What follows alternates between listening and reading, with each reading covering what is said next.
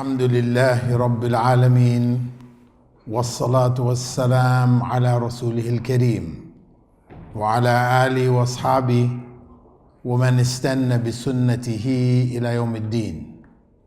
All praise is due to Allah, and may Allah's peace and blessings be on the last Prophet Muhammad sallallahu alayhi wasallam, and on all those who follow the path of righteousness until the last day.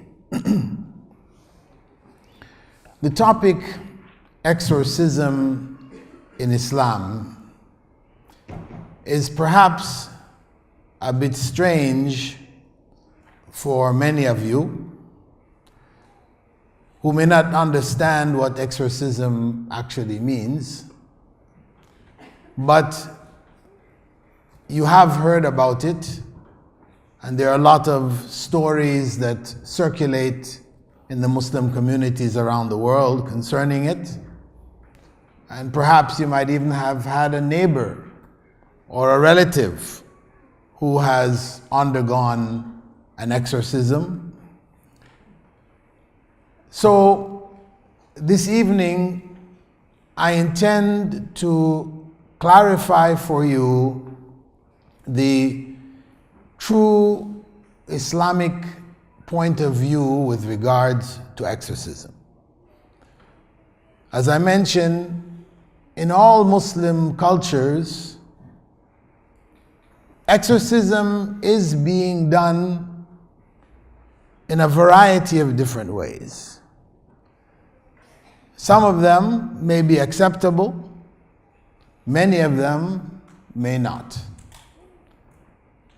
And it is important for Muslims to know what is acceptable and what is not with regards to all aspects of Islam. Because the religion which Prophet Muhammad sallallahu alaihi wasallam brought, and which was delivered to the Ummah, the first generation, when the verse Al-Yawma Akmaltu Lakum Dinakum was revealed, today I have completed my religion. Allah completed the religion already. So there is no need and there is no room for additions or subtractions. If it is complete, it means it is complete as a whole. So, just as in all of the various areas of Islamic practice, knowledge, etc., tradition, culture, it is important for us to remain holding on firmly to the original teachings,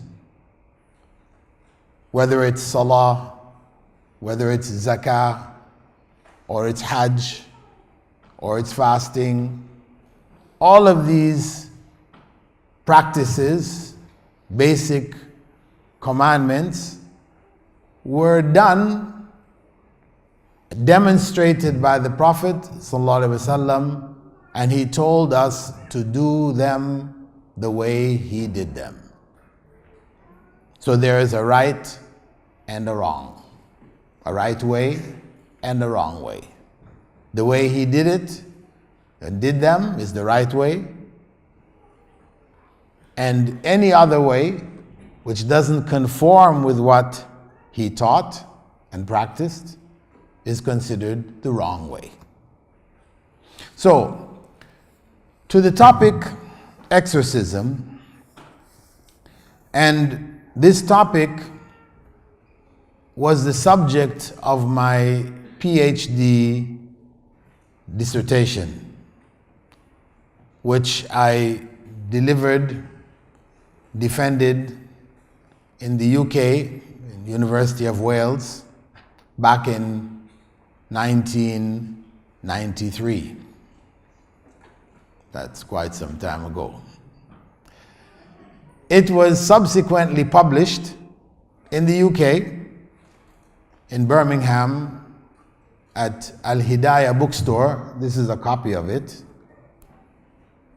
So there is actually a book, but its title is The Exorcist Tradition in Islam. But it's the same thing. Exorcism in Islam. This focus more on the exorcist and how they're practicing it. We're looking on exorcism in a more general sense and how it should be practiced. So, to begin with, exorcism is derived from the Greek word exorkizo, meaning to bind with an oath, to link an act with an oath which is connected to a higher or more powerful individual, God, spirit, whatever. And it denotes the expulsion of malevolent spirits from possessed persons, objects, and places. So it combines calling on a deity or power with the expulsion of evil spirits from people, from objects, as well as from places. And we will look at that in a bit more detail as we proceed. So this is achieved, this exorcism is achieved by mentioning an adoration in which the name of a more powerful spirit or gods are invoked and their help, their aid is sought. That's the general definition of exorcism. To understand the context, this context where there are spirits or beings that may possess persons, objects, and places, it is important for us to understand the general view of the spirit world from the Islamic perspective. Of course, each religion system has a variety of different perspectives. We're focusing here, as the title is, Exorcism in Islam, on the Islamic view. From the Islamic perspective, there are three beings or three classes of beings that may be called spiritual beings. Whether we refer to them as being sentient beings, they have a sense of awareness, and it's sufficient for us to say spiritual beings, beings of a spirit nature. Because sentient beings could include animals, and in recent times we have had in Australia and other countries people passing laws and including dogs amongst sentient beings. And of course, when people don't believe in spirit, in a spirit world, then the issue of just consciousness becomes exaggerated, and dogs are now considered equivalent to human beings. They have their own consciousness and everything else, and we should treat them as such. But from the Islamic perspective, we have angels, the jinn, and human beings. Human being is essentially a spiritual being. It's from the world of the spirit. You can remove an arm or a leg, and you're still conscious. You're still yourself. You haven't changed. Physically, yes, you may have changed, but spiritually, you're still that person. So you didn't lose any part of yourself when you lost an arm. So there is a spirit contained within us which defines each and every human being. The jinn, likewise, are essentially spiritual beings, and so are the angels.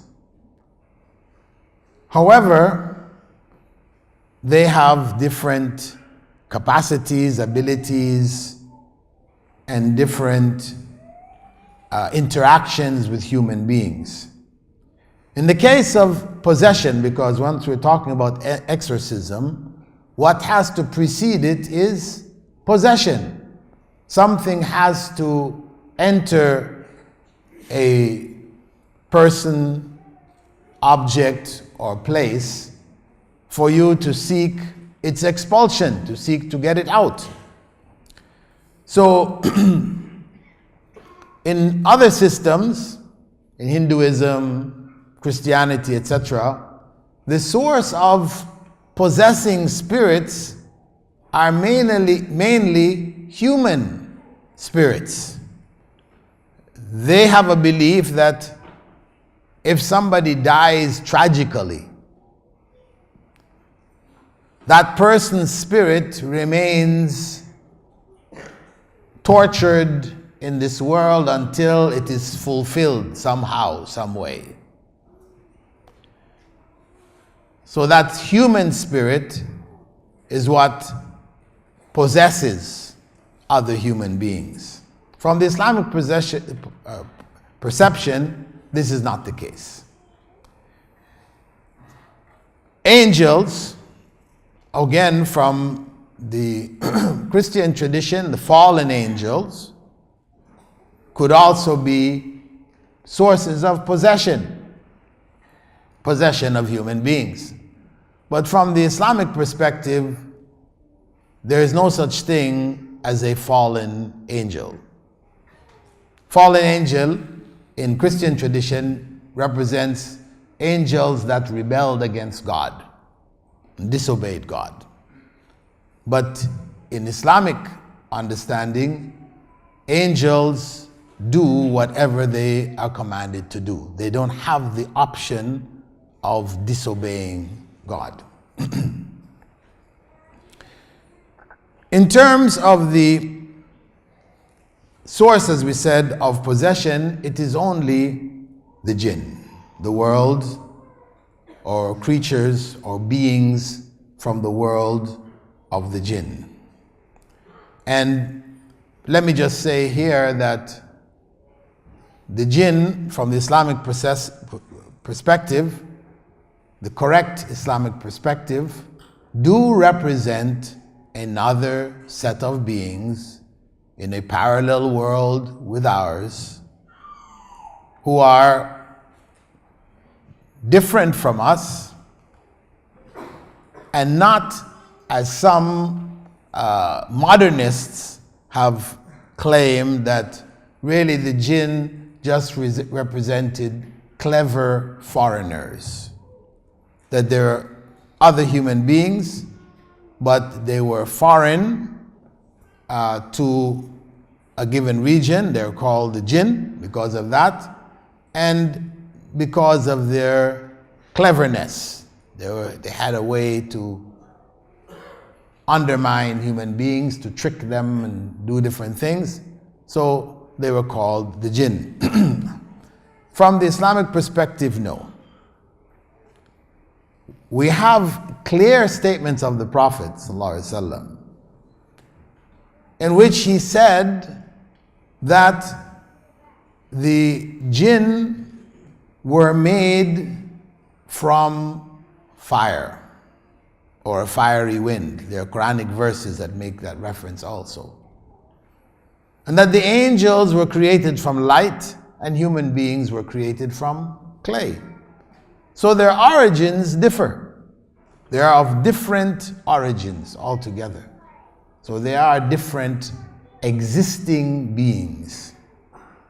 To deny the jinn is to deny a portion of Islamic knowledge which Prophet Muhammad ﷺ clarified for us and which Allah subhanahu wa ta'ala delivered to us. Allah spoke about the jinn. Were they not important, He would not have included them in the Qur'an. There are many things which are not included in the Qur'an. So the fact that Allah included it, and I'm not going to say the fact that we had a surah by the name of Surah Al-Jinn, because that name was given later. The name was not revealed. Okay, so we don't want to mistake that. The fact that Allah describes and discusses and speaks about the world of the jinn and warns us against their mischief, and the Prophet ﷺ elaborated on all of this, tells us that there is a reality to the jinn. Of course, again, we do have some in the Muslim community who, while recognizing the jinn, do not accept or believe in possession. They say, yeah, the jinn are there. They're another world, different from ours, etc. Yes, but they don't possess human beings. That is their opinion. However, we will see that in the texts from the Sunnah of Rasulullah ﷺ, there is sufficient evidence to affirm the fact that the jinns do possess, can possess human beings. So, in terms of origins, we said these three spirit beings have different origins. In terms of their forms, they differ. The angels and the jinn on a basic level are invisible to human beings in their natural form. In the case of prophets, they saw them. Allah gave them the ability to see them and made them visible to the prophets of Allah subhanahu wa ta'ala. And in human form, in the case of angels, some of them were seen by the companions of the Prophet ﷺ, and we all are familiar with the well-known hadith of the 5 pillars of Islam and Iman, where that individual had come and sat in front of the Prophet ﷺ and asked him about Islam, then asked him about the pillars of Iman and Ihsan. And after he had left, the Prophet ﷺ had said, that was Jibril. They call this hadith Jibril. This is Angel Gabriel who had come in a human form and asked these questions. So we know that they can take that form, and the Prophet Muhammad ﷺ did refer to Satan, who from the Islamic perspective is from the world of the jinn. Allah describes him saying, Kana min al-jinn. Though some people saying, well, no, actually he was among the angels, so he must have been an angel if he was expected to bow. when the angels were told to bow. But he was elevated by Allah to be amongst them, and that didn't change the fact that he was actually from the world of the jinn. Because, as we said, one of the basic characteristics of the jinn is that they have free will. They share that with human beings.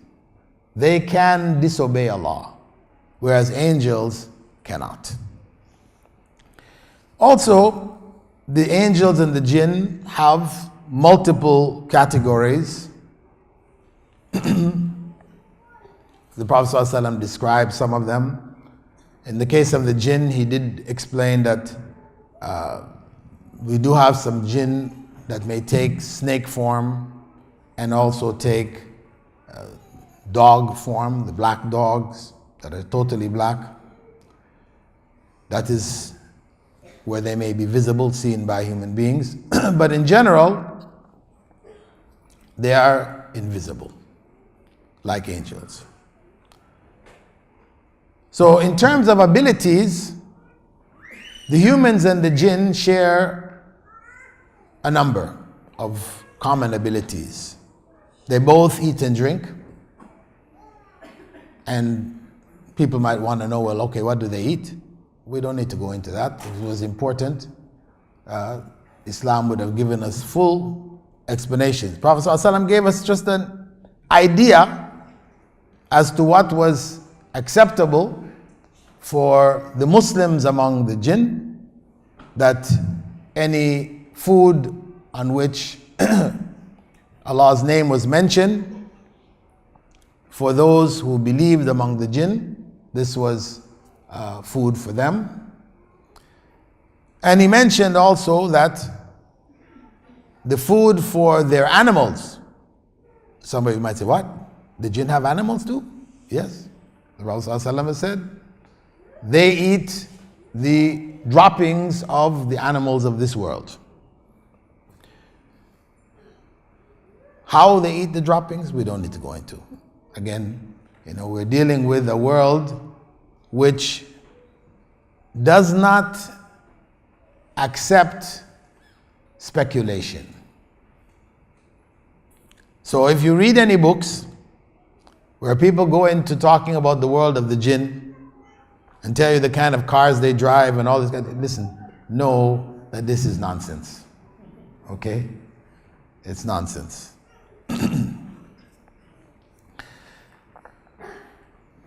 Anyway, the jinn interfere with our world. And if they didn't have any connection with our world, then there was no need for Allah to tell us about them. He informed us about them because they do interfere with our world and affect our world in different ways. And it is important for us to have knowledge about this so that we can protect ourselves and not be deluded by that interaction and interference. The first example, for those of you that may not be familiar, is in dreams. The Prophet ﷺ had told us that we have 3 types of dreams. Sad, scary dreams are from shaitan, from the satanic world of the jinn. Good dreams, true dreams, 2 categories, are from Allah. You have a good dream, which makes you feel good. It points towards good, that this is a gift from Allah subhanahu wa ta'ala. And if that dream comes true, it is also a special category called the true dreams, which are from Allah also. And the prophets, may Allah's peace and blessings be on all of them, their revelation, when they started to receive revelation, it started in the form of dreams, as the Prophet ﷺ explained to us, in the form of true dreams. that they would have dreams, and these dreams would come true as they had them. They also, the third category he mentioned was the ramblings of our mind. The ramblings of our mind, where you read about something and at night you end up dreaming about the same thing that you read. That's just your mind offloading material in the form of your dreams. So the Prophet ﷺ did tell us that good dreams, true dreams, you may tell to your friends, those people you trust, etc., who can share in your happiness. But the evil dreams, the bad dreams from shaitan, he said, don't tell anybody. And when companions came to him and told him such dreams, he would laugh at them and said, shaitan is just playing with you. One man came to him and said he dreamt that in the dream his head was chopped off and it was rolling and he was running after his head trying to catch his head. And the Prophet ﷺ laughed and said, this is just shaitan playing with you. Those dreams you don't tell anybody. Why? Because you tell them that, next thing you know, they're dreaming about your dream that night. So keep your sadness and your foolishness to yourself. That's the main concept. In our thoughts also, the jinn are able to influence our thoughts. The Prophet ﷺ spoke about satanic forces coming into our heads and saying to us, for example, who created the heavens, who created the earth, who created the seas, who created the land, and then who created Allah. Right? At that point, we stop, we seek refuge in Allah from shaitan, and move on.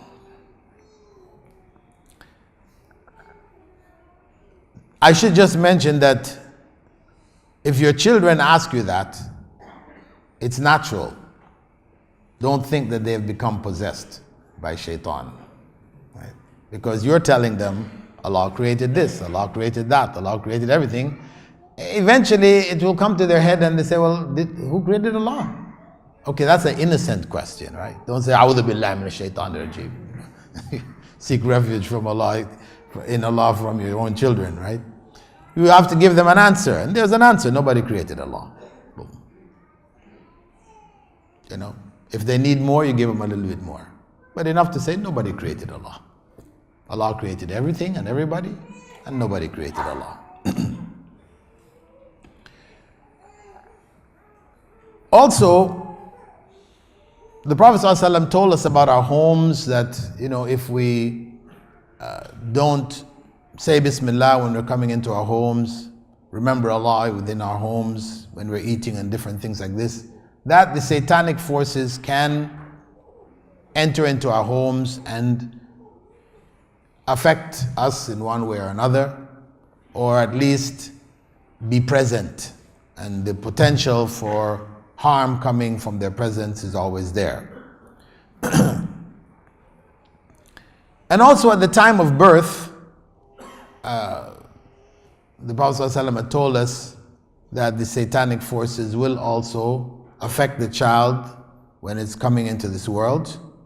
And that's one of the reasons why it is from the Sunnah, according to a majority of scholars, it's authentic Sunnah, that you call the adhan when the child is born. Right? Not in the right ear or left ear, just call the adhan. And also, sickness. There's some sicknesses the Prophet ﷺ had said, like the plague, etc.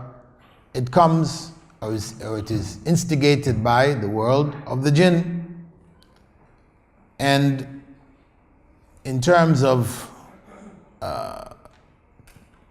at the time of death, the Prophet ﷺ used to seek refuge in Allah that Satan wouldn't cause him to stumble even himself at the time of death. That at the time of death, that's the last opportunity for the satanic forces to take you off the track, die in a state of disbelief, and lose your akhirah. As to the issue of cohabitation between the jinn and human beings, whether it takes place, and it is potentially possible, and there are recorded instances of it,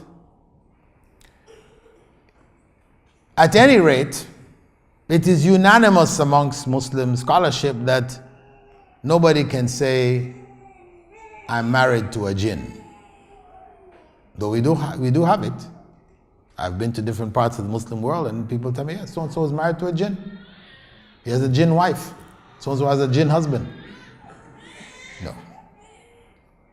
Because besides the fact that there are different species, it's like somebody coming up and say, my cow is my wife. You know, we're going to say, well, we're not going to accept this. You know, that's a whole other species. We're not allowed to marry cows. Right? You do have people who cohabit with cows, but it's not acceptable. So similarly, even Imam Malik and other scholars did speak about this even, you know. Said it's not acceptable because a woman, comes pregnant, you know, she doesn't have a husband, she said, you know, she's before the court, she says, it's a jinn. I have a jinn husband. You know. So, you know, these issues like this, you know, become very confused once you give the okay to to such practices or possibilities. Now, if we look at possession, in Arabic it's called sara'. We have some verses which the scholars speak about as proof from the Qur'an, like verse 275 from Surah Al-Baqarah, where Allah subhanahu wa ta'ala said, الَّذِينَ يَأْكُلُونَ الرِّبَا لَا يَقُومُونَ إِلَّا كَمَا يَقُومُ الَّذِي يَتَخَبَّطُهُ الشَّيْطَانُ مِنَ الْمَسِّ.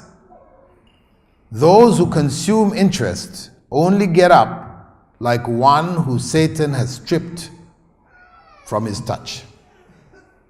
However, this is subject to interpretation. Somebody could say, that's not clear proof. That's not proof that Shaitan has possessed that person.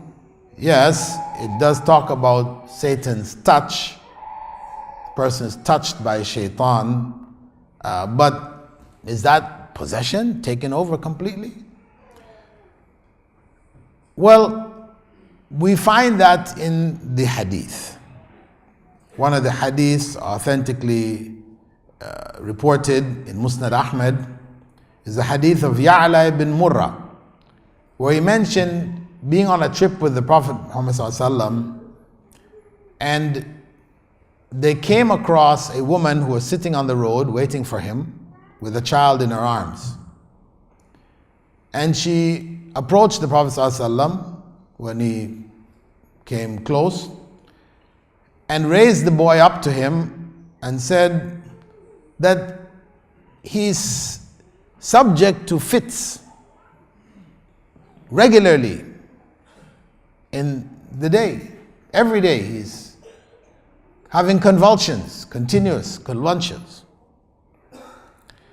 So the Prophet ﷺ took the boy, put him in the saddle of his camel there with him. He opened the boy's mouth and he blew in the boy's mouth 3 times and said, in the name of Allah, I am the slave of Allah. Get out, O enemy of Allah. In the name of Allah, I am the slave of Allah. Get out, O enemy of Allah. So those who use this hadith as proof is saying that who was the Prophet ﷺ speaking to? If there was nothing possessing this child, this young boy, who was the Prophet ﷺ speaking to? He obviously was addressing some entity. So there are a number of other hadiths, various stages of authentication, which reinforce this narration, similar narrations. Now the question is, what are the signs of possession? How do we know who is possessed and who is not? In this case, the woman lifted the boy up and complained of convulsions which the boy had. And the Prophet ﷺ accepted the boy, treated the boy, and I should mention that later on when they came back, she came back to meet them, and the Prophet ﷺ asked her, well, how is your child? She said, from that day onwards, he was fine. He was fine from that day onwards. So convulsions, the Prophet ﷺ took as a sign, he understood, and treated that boy in that way. However, there's another narration from Abdullah ibn Abbas. He was talking to his students, and at one point he said, shall I point out to you somebody who is among those who were promised paradise in this life? They said, yeah, please do. Point the person out to us. So he pointed to a woman, a black woman, who was in the masjid, come into the masjid, and he said, she went to Prophet Muhammad ﷺ and asked the Prophet ﷺ to pray for her. She told him that she had these convulsions, these fits. From time to time in the day she would have it, she would fall down on the ground and shake. And so she asked him to pray to Allah to remove it from her. So he informed her, saying that if you wish, I can pray to Allah and He can remove it. But if you are patient with it, Allah will give you paradise. If you're patient with it, Allah will give you paradise. So she said, okay, O Messenger of Allah, I'll be patient with it. However, when I fall down with fits, my clothing shifts and my aura, some of my aura becomes exposed. Some of my private parts of my body, which nobody else should see, becomes exposed. So please pray to Allah that I don't become exposed. So he prayed to Allah for her that she was not exposed. So the question is, Muslim scholars question, why in this case didn't he just address the entity and tell it to get out as he did in the case of the boy? They say, well, this was indicative of two states, two different circumstances. One in which the source of the convulsions was demonic, from the world of the jinn, satanic, and the other one was medical. It had a medical basis to it. Now he could have prayed and it be removed as a miracle, because it was a medical condition, not a jinn possessing her. So that's why he gave her the option to be patient with that trial, and Allah would give her paradise. So in the case of convulsions, we know that they have more than one origin from the practice of the Prophet ﷺ himself. And medical science has divided people who have epileptic fits, because it's the convulsions, they call it epilepsy, epileptic fits into two categories. One they call symptomatic epilepsy, and the other one they call idiopathic epilepsy. Symptomatic is the one whose reason and origin can be figured out. Child fell on its head. After that, it started to have these things. Some incident happened which caused some imbalance in their system which led to it. And the other one whose origin they can't figure out. After all the treatment, etc., they can't figure it out. And much of them don't respond to medicine at all. That's the second category that they call idiopathic. From my research among the various exorcists, and I traveled from one end of the Muslim world to the other, doing field research for my thesis, I interviewed exorcists. Those who claim that they were doing exorcism according to the Sunnah. As to those who were doing it according to their own ways, there were many, many, many, many. But I just focused on those who said we're doing it according to Qur'an and Sunnah. Really the Sunnah, in accordance with what the Prophet ﷺ taught. So among them, I sought to find out what were the common signs that basically most of them agreed upon as the signs of possession. Because when I discussed with many of them, and from my own research in other systems, most felt that the cases of real possession were few and far between. Some said between 10 and 15% of people are really possessed. The rest are psychological. Psychological feelings and states that they may be in, which created this impression, gave them this feeling, etc., but they're really not possessed. Of course, those who have made exorcism their business, like psychiatrists, if you go to a psychiatrist, he will always find something wrong with you. According to him, everybody's got some phobia, has got some kind of obsession or some kind of something. Everybody's sick. It's good for business, right? It's good for business. Similarly, these exorcists, in Pakistan they call them amil. Different places they give them different names.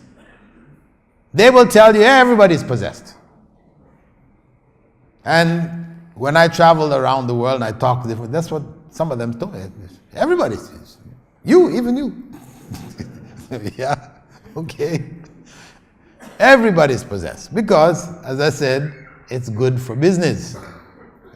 But those who seem to me to be honest and serious about what they're doing and really trying to do it right, they were saying no. There are very few who are really actually possessed. So amongst the signs that they were saying was like multiple personalities, and this is something documented in Western psychiatry, sociology, psychology. People with multiple personalities, completely different individuals within the same body. Now, this is well documented. They really don't have an explanation for it. There's many suggestions as to maybe it was because of this and that, and but they really don't have a clear explanation for it. So, meaning that if somebody in your family or neighbor or whatever, people, you find them changed. They're now talking in a different voice. They have different gestures and movements. It's like this is a foreign person. You really feel this is a different person altogether. That this may be among the signs of possession. Also, it's been recorded, people have spoken in other languages which they never learned. People spoke in other languages which they never learned, they were not familiar with. This is among the stronger signs. There was a case in Sri Lanka some years back of a little boy born in a Muslim family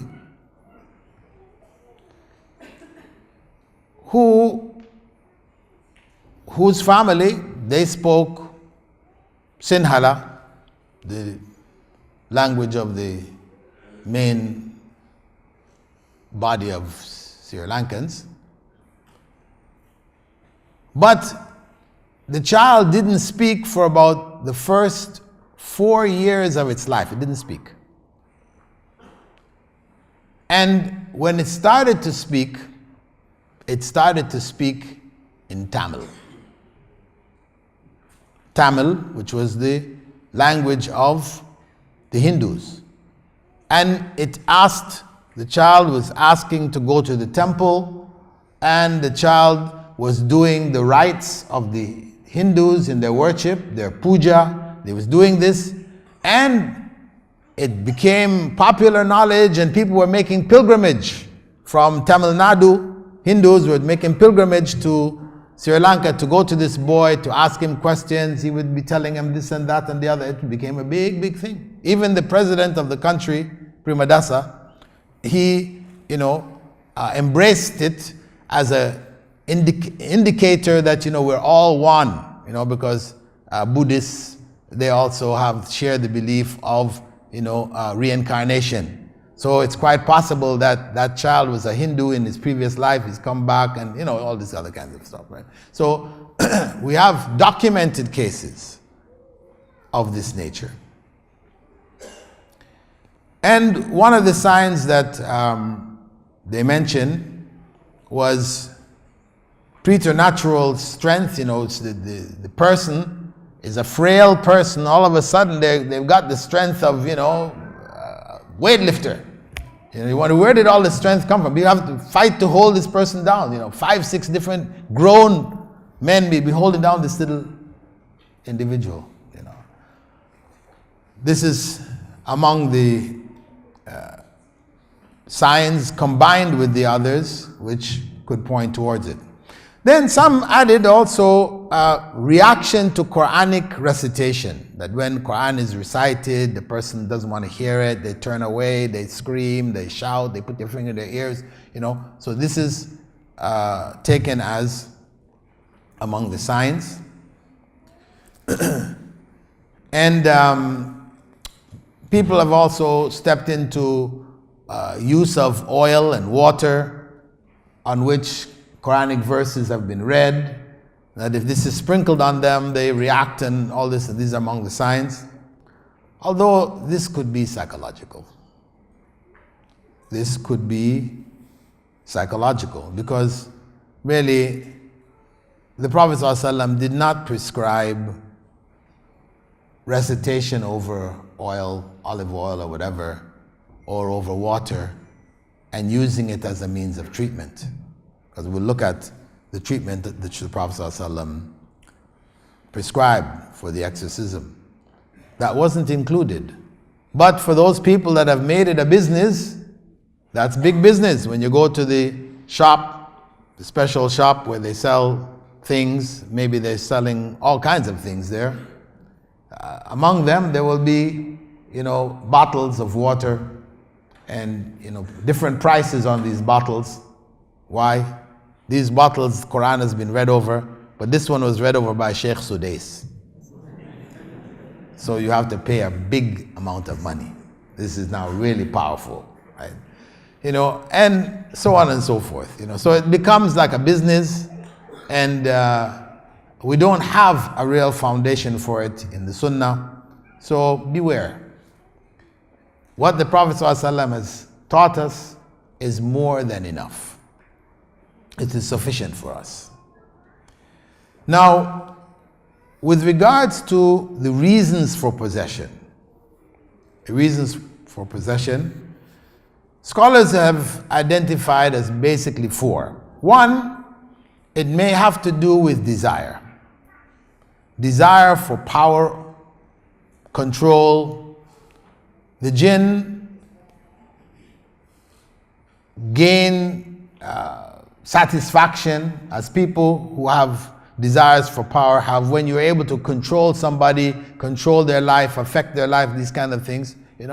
People with evil intent will do that even amongst human beings.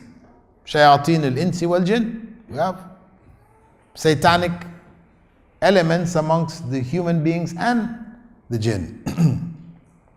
So that desire may be for power, control.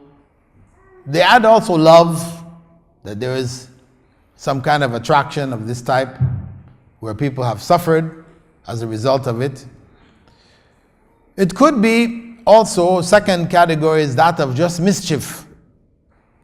You have mischievous human beings who just like to make problems, create confusion, create harm, make people uncomfortable.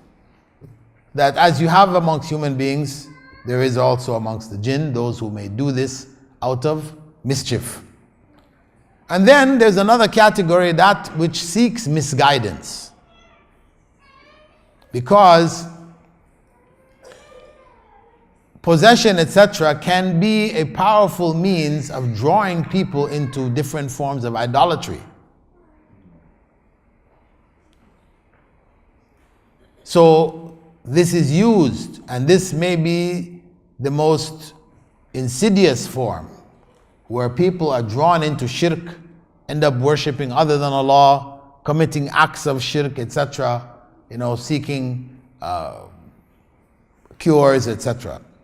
So this becomes a particularly dangerous area, and this is why we've been informed about it, because of people who fall into shirk as a result of it. And then the last category, the fourth category, is that of inadvertent acts, that as we can accidentally harm each other, it's possible from among them that they could accidentally harm us also. Now, in terms of the types of possession, they may be divided into one, partial possession, and this may be voluntary for people who are seeking contact with the world of the jinn, that spirit world, that evil spirit world. To be able to do things in this world. You have people who become what they call mediums. A medium where you may go to such and such a person who is a medium, and that person goes into a trance or into a state, and then next thing you know, that person is talking to you as if it was your dead father. Whether in the voice of your father or in a strange voice, but talking about things which they shouldn't have known. And this area of mediumship is experienced by people all over the world. You also have fortune tellers and magicians who utilize this mode of mediumship to be able to do things like accurately predict incidents from the future. Fortune tellers, of course, there are many types. And most of them are just playing on your natural life. You come to see them, they're reading your lines on your palm, or they're reading your tea leaves or whatever, and they tell you you're going to travel. Well, yeah. You're not married? Okay, you're going to have children. So they're telling you things that, hey, most people travel, most people have children, and other things like that from your life. You'll have a fight with your mother-in-law. In other words, they're just playing on your normal life experiences that's found in everybody. So they focus on those that are most common and they say them to you. And of course, for you, when you have the fight with your mother-in-law, the fortune teller, he told me I was going to have a fight with you. You forget all of the other things that he told you was going to happen that didn't happen, but you just remember that one about the fight with your mother-in-law, right? This is human nature. And the Prophet ﷺ told us, about how those among them are able to gain accurate information, because you have recorded cases of some fortune tellers who accurately predicted incidents that happened in human history to details, not just generalities, but to details. So how do they do it? Well, the Prophet ﷺ explained that it was through the agency of the jinn getting access to information of what is going to take place, which is known to the angels, revealed to them by Allah subhanahu wa ta'ala, and they're able to access some of that information and they pass it on to the fortune tellers who are properly connected with them, engaged in different acts of sacrilege to make that connection. The other kind of possession is that of possession of objects. And the classical case of possession of objects is the case of the golden calf of Prophet Musa. In the time of Prophet Musa, when he went to receive the Torah, and as Samiri told the people who were waiting behind that Musa has gone up on top of the mountain, but actually his God's down here. He told the people to gather their gold, melt it down. He supposedly took some dust from the footprint of an angel, throw it in the mix, and he came up with a calf. And of course, when he's telling the people that this calf, this is what Musa has gone up to the top of the mountain to worship. He's right here. That's who Musa has gone to worship. The people, of course, looked at him and said, well, I don't think so. But then what happened? The calf said, moo. When the calf said moo, everybody dropped down prostration. That was it. That was the proof. So, possession of an object. And we had some years back in the 90s, one day, when the Hindus, who worship Ganesh, that's their favorite, the elephant head god, and how he got an elephant head is quite funny story. But Ganesh, right, according to what they would do, is that part of their puja or worship is to pour milk over his head. They pour it on the other idols too. But anyway, they're pouring milk. One day, they were pouring milk on the head of Ganesh. And the milk, normally, would just pour down and end up in the dish below, platter below. The milk, instead of just going down, it started to go into the mouth. And it was all over the world. It was in India. I remember temples in the US, the UK, they reported the same thing. Of course, scientists were saying, oh, this is capillary action. These statues of Ganesh were made from stone. And, stone has air bubbles in it, spaces in there. So it was just the spaces, the milk was just going in. But it was happening with metal. There wasn't sufficient explanation. But it happened for just one day. What was the conclusion for Hindus? Ganesh is God. After you've seen that, that's convincing. So, possessing the object to create belief or strengthen false belief, it happened in the time of Musa, in Ganesh, and in other people's times also. There is a connection between possession and magic, evil eye, and all these other things, because that connection is the jinn. I won't go into that topic because that's a big topic in and of itself. But there is a connection.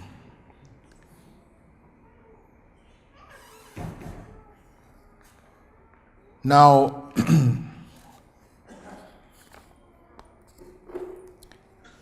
in terms of the way to deal with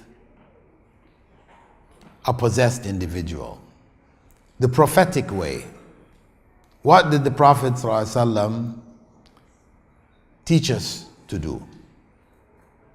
Looking over the various hadiths in which he treated people who in one way or another seemed to be possessed, etc., I came up with the major 3-4 major steps that the Prophet ﷺ followed.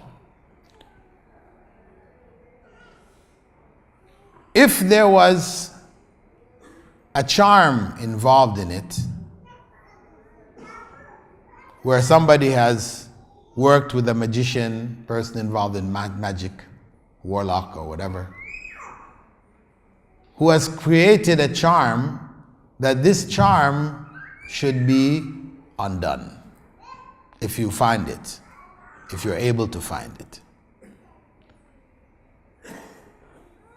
And beware again of the people who are practicing this as a business, who will tell you the reason why this is happening to you or whatever is happening to you, it's your mother-in-law. They're quick to blame your relatives. It's your aunt. Yes, the aunt over in India. She's the one doing stuff. Of course, you don't have any evidence, and that may create enmity between you and your family members. So beware of this. Nobody has the ability to judge this way. Some people, they will send pictures to amils and others who claim to treat those who are possessed. They'll send a picture, and then the amil will look at the picture, photograph, and say, okay, this person has 6 jinns on them. One jinn got them when they were 6 years old, when they were playing, and another jinn got them when they were... Believe me, that is a lie. Nobody can look at a picture and determine how many jinns, when the jinns, where the jinns affected that person. This is all lies, tricks, playing with people's minds to get their money. So, if you have been given a ta'weez, because there are those who say, okay, to protect yourself from the world of the jinn and the evil and possession and these type of things, you wear this around your neck, or you wear it around your arm, or you put it around your waist. This will protect you. Actually, these are the things which will draw the jinn to you. It's not going to protect you. It will draw the jinn, and then when the jinn gets you, then you go running back to me, hey, you said that. Okay, I have another one for you. It's going to cost you a bit more because that one was like, yeah, this is much stronger. This is a weaker one, right? So these are games they're playing with people. And if you have such, you're experiencing it, it's happening with your family, etc., then my advice to you is destroy it. People say, but we opened it up and we found some verses of the Quran in it. burn it. Just destroy it. Because yes, they may put verses of the Quran in it, pieces of verses or few words, but you'll see other things in there. There'll be numbers and 786. 786. Watch out for 786. Right? People are obsessed with 786, believing that 786 means Bismillahir Rahmanir Rahim. It doesn't. This is numerology, and it could just as well mean there is no God and Muhammad wasn't a prophet. You can put those letters together and they will add up to 786 also. So beware of 786. If you have it, get rid of it.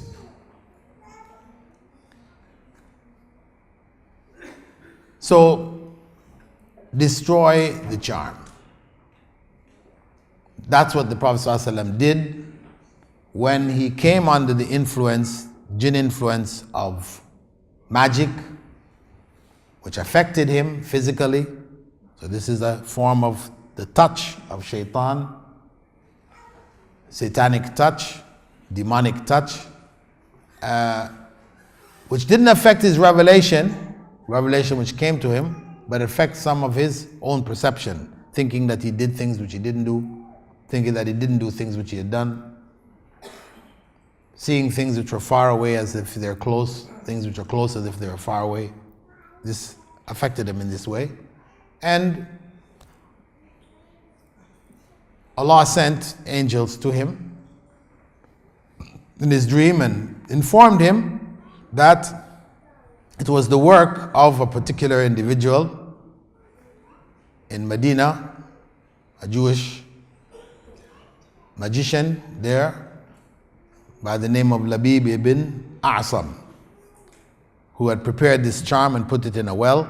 And so the Prophet ﷺ told Ali ibn Abi Talib to go and find it, dig it up and come back, take it apart. And the two last verses of the Quran, Al-Falaq and Nas, two last chapters were revealed and they were read for breaking spell. The other step in terms of the prophetic way was to address the spirit as the Prophet ﷺ did in the name of Allah, addressing that spirit. Of course, you're not going to say, I'm the messenger of Allah. Okay, that was for Rasulullah sallallahu alaihi wasallam. You see, you can say for yourself, I'm a slave of Allah. Get out, O enemy of Allah. The third is through recitations from the Quran itself. The Prophet ﷺ gave us and affirmed recitation of Surah Al-Fatiha, for example, daily over that person. Not a specific amount of times mentioned. Some people may tell you to do it this many times or that many times. You do it on a daily basis. Also, Ayatul Kursi.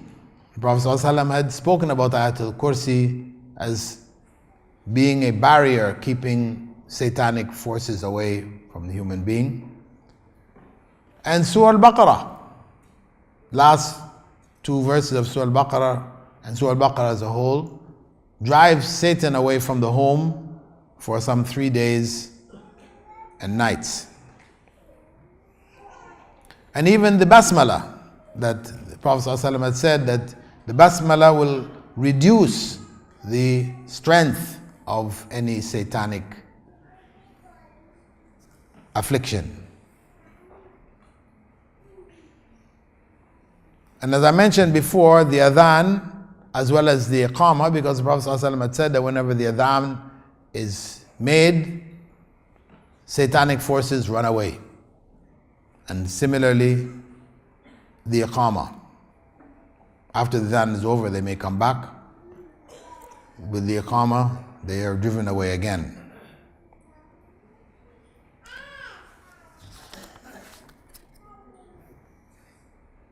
And the Prophet ﷺ had also given us specific formulas to recite,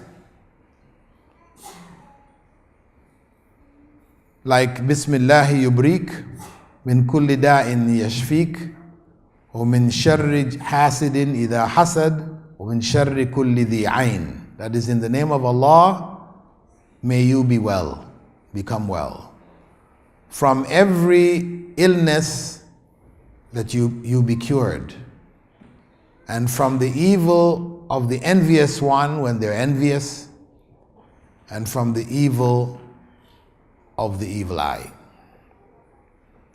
He also taught us, أعوذ بكلمات الله التامات من كل شيطان وهامة ومن كل عين لامة. That is, I seek refuge in Allah in the most complete names of Allah or words of Allah, from every satanic and poisonous pest, and from every evil eye. The Prophet ﷺ also recommended some medicines, ajwa dates, in the morning, 7, that it can prevent jinn attack, jinn affection. And also truffles. Truffles is available in the marketplace here. They call it faqa'. It's a kind of mushroom type thing which grows in the desert. They sell them, maybe a little expensive, but the Prophet ﷺ had recommended drinking the water from truffles.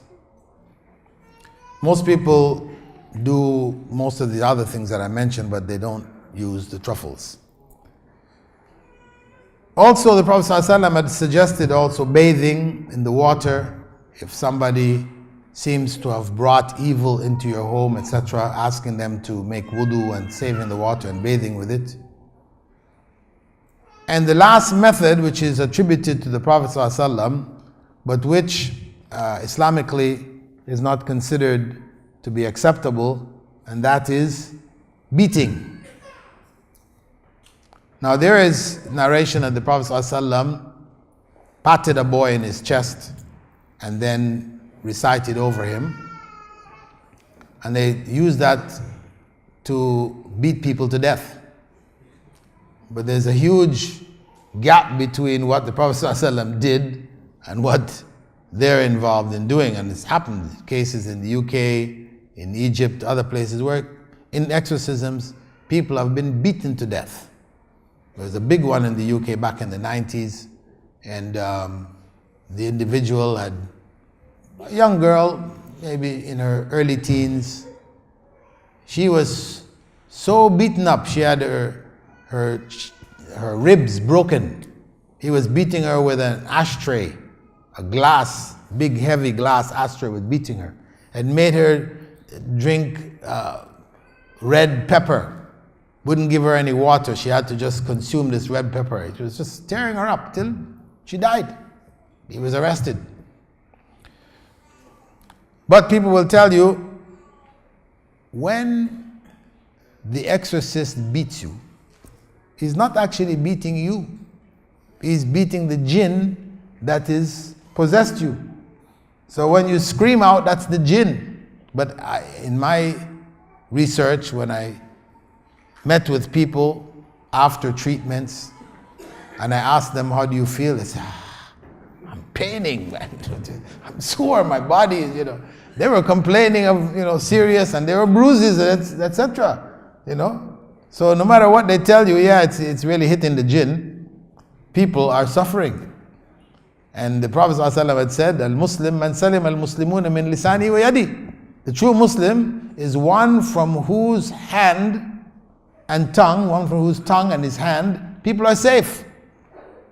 So this practice of beating is not acceptable.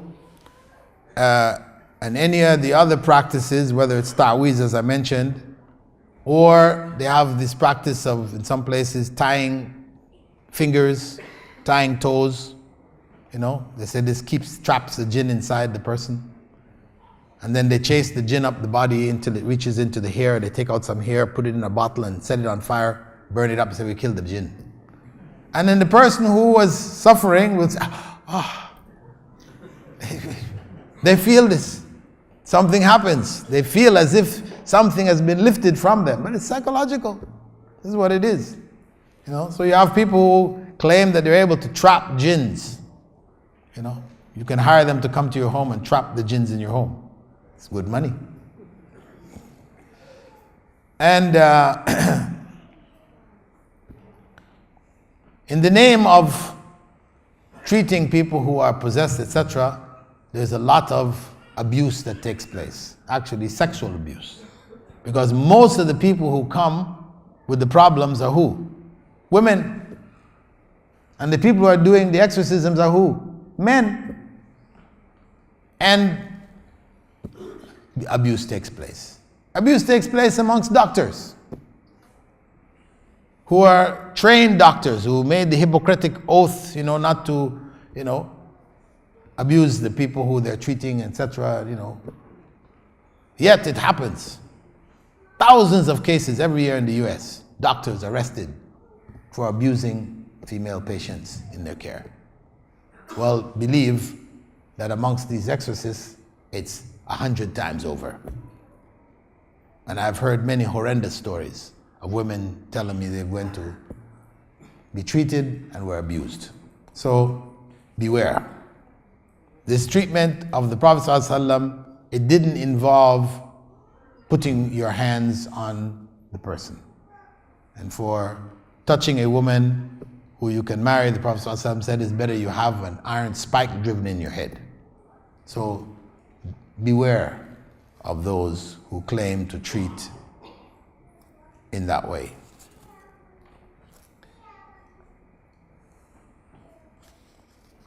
So that concludes basically the exposition on exorcism, except for one remaining question. The question that people ask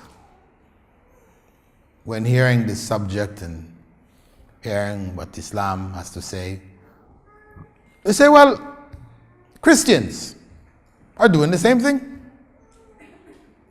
You've seen it in movies, read it in the newspaper. The priest comes with the cross in his hand. He's in the name of Jesus Christ, sprinkles water on them or whatever, and the person is cured. And the Hindu priest, he will bring people and in his own thing, in the name of Shiva, or screams out Om, and that person is cured. And the Buddhists, not to be outdone, they have their, and people are being cured. So they say, what is this? Muslims do it and they're cured. Christians do it, Hindus do it, Buddhists do it. So, what is this? How do you explain that? Well, the explanation is that in the case of Muslims exorcising somebody in the name of Allah, because you have some Muslims who will say, in the name of Muhammad, get out. And the person gets cured. So they fall under the same category of the Christians and the others who cure using shirk. What happens is that in those cases, the possessing entities are not leaving because they're forced out, but because their job was done. The people have committed shirk. Shirk has been confirmed for them. That strengthens their belief in whatever shirk they're engaged in. So no longer need to be there anymore. They can leave now. So that is the distinction between the two. Externally, it all looks the same. It's just like everybody raises their hand. One prays to Buddha, another one prays to Shiva, another one prays to Muhammad, and then others who pray to Allah. And everybody's prayers gets answered. It's the same thing. How? Is it all the same? Or is there really no God? You can go either way, right? Reality is that people say, well, if praying to God is the real one, then it should just happen for those who raise their hands praying to God. That way it would be known. But believe me, if it became known in the world that anyone who raises his hands and prays to Allah as a Muslim, their prayers are answered, but everyone else's prayers aren't answered, do you think they would remain a non-Muslim in this world? No. The test of this life would be finished, ended. The test is there, why? Because everybody raises their hand and everybody gets prayers answered. Also, everybody gets prayers not answered. So it goes back to the truth and knowledge of the truth and the practices, etc., to know and distinguish between falsehood and truth. So that covers basically the topic this evening. If in case you were waiting to see if I was going to do an exorcism on the stage, that's not a part of the presentation. I know some of you have brought your people. Somebody sent me notes and said, okay, we have some people with us. Can you do something for us afterwards? I studied this, This was a research I did, not to become an exorcist. So, inshallah, we can stop here and we can move into our question and answer session, inshallah.